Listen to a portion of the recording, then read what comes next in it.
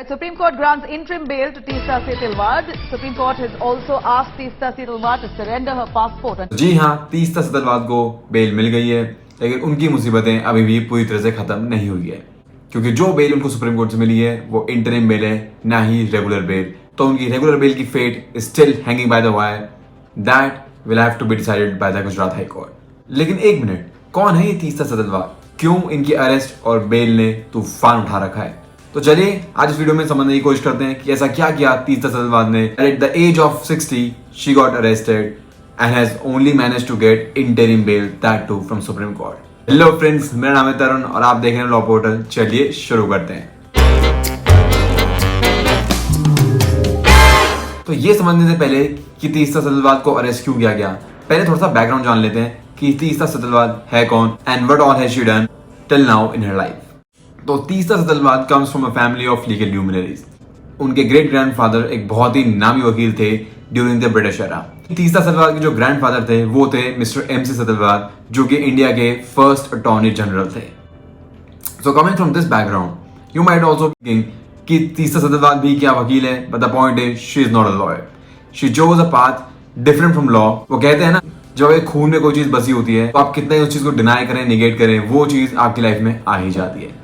और वही चीज तीस्ता के साथ भी हुई। उन्होंने जितना अपने आप को लॉ से दूर रखने की कोशिश की, लॉ उनके उतना ही करीब आता चला गया। तो तीस्ता ने लॉ से हटके जर्नलिज्म की साइड ली।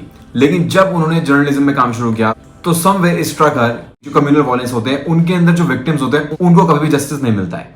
और तभी से तीस्ता ने इन विक्टिम्स के लिए काम करना शुरू किया। सो मच सो उन्होंने एक सोसाइटी बनाई to cater for these victims and their rights and to make sure that they have a better representation in a court of law.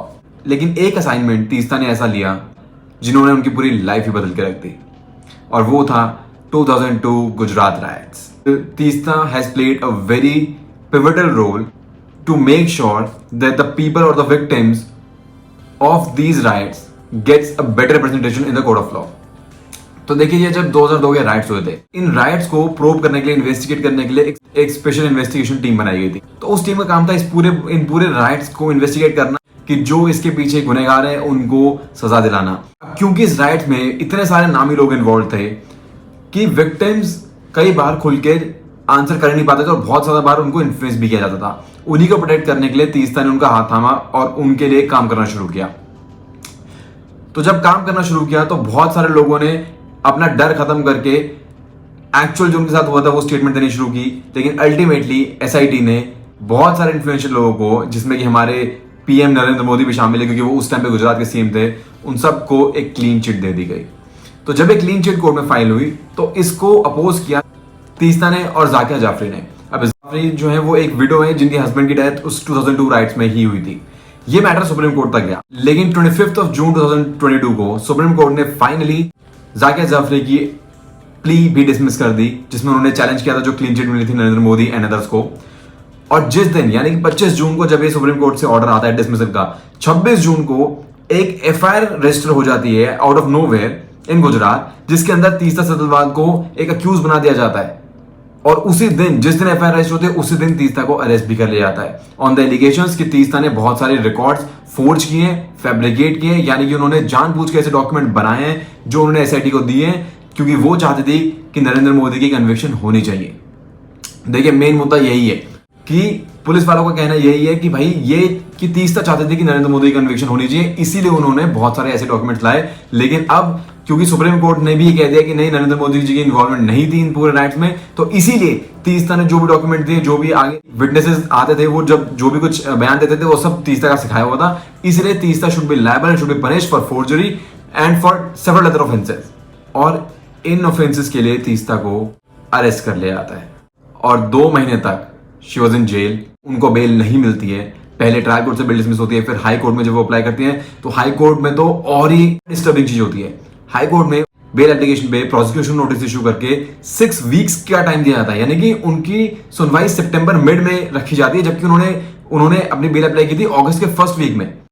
तो सोचिए, बेल जूरिस्प्रूडेंस में ये बहुत बेसिक चीज है कि आप बेल को एक हफ्ते से ज्यादा नहीं टरका सकते। यानी कि अगर आपको नोटिस इशू करना है तो 3 दिन, 5 दिन, मैक्सिमम 7 दिन का आप नोटिस देते हैं, क्योंकि बेल में someone's liberty has been curtailed, someone has been put behind the bars. लेकिन यहां पे 6 हफ्ते का टाइम देते हैं Gujarat high court to hear the prosecution. मतलब अब ये अगर डेलिबरेट अटेम्प्ट नहीं है to keep her behind the bars, then I don't know what is. तो इसी चीज को चैलेंज करते हुए तीसरा सुप्रीम कोर्ट पहुंचती है। जब मैटर सुप्रीम कोर्ट पहुंचा तो supreme court was also considerate of a few facts and was very disturbed with few facts, जिसमें उन्होंने बोला कि देखिए सिंपली बिकॉज हमने एक अपील को डिसमिस कर दिया, सिंपली बिकॉज हमने अपहेल्ड किया कि ठीक है नरेंद्र मोदी जी एंड अदर्स को क्लीन चिट मिली एसआईटी से, इसका मतलब ये नहीं था कि आप हमारी ऑब्जर्वेशन से कोई एफआईआर कर देंगे। क्योंकि जो एफआईआर है जिसमें तीसरा को अरेस्ट किया गया है, उस एफआईआर में एक्चुअली कोई कंप्लेंट एज सच नहीं है। वो सब क्या है, जो सुप्रीम कोर्ट की अपनी एक ऑब्जर्वेशन है, यानी कि जो उन्होंने जब उन्होंने डिसमिस की जाकिर जाफरी की प्ली को, तो उसमें जो उन्होंने ऑब्जर्वेशंस दी, बस वो ऑब्जर्वेशन को ग्राउंड में लाके उन्होंने एक एफआईआर लिख दी है और एफआईआर पे तीसरा को उठा लिया है। प्लस सुप्रीम कोर्ट ने बोला कि अगर हम आपकी बात सब कुछ सच मान भी ले फॉर 1 सेकेंड, तो ये सब डॉक्यूमेंट जो आप बोल रहे हैं ये 2002 के हैं, तो उनका यूज 2012 तक खत्म हो जाना चाहिए था। Why are they still being used? और उसके बाद जब उनसे पूछा गया आपको ऐसा तीसरा से क्या मिला जो उसको अभी भी जेल के अंदर रखना चाहते हैं, तो तब सॉलिसिटर जनरल तुषार मेहता ने बोला कि देखिए ये जो मैटर इतना सिंपल नहीं है, इतना स्ट्रेट फॉरवर्ड नहीं है, and we have a lot more than what meets the eye. यानी हमारे पास बहुत ऐसे गवाह, ऐसे सबूत सामने है जिससे तीसरा की इन्वॉल्वमेंट, ये नकली, ये फेक डॉक्यूमेंट बनाने, फेक गवाही कराने में उनका इन्वॉल्वमेंट है। लेकिन जब कोर्ट ने उनसे पूछा कि क्या आपने किसी भी ऐसे विटनेस से बात की अभी तक जिसका आप कह रहे हैं कि जिसकी गवाही ट्यूटर्ड थी, यानी कि जिसकी गवाही तीसरा ने करवाई हो ट्यूटर करा के, तो उनका जवाब था नहीं।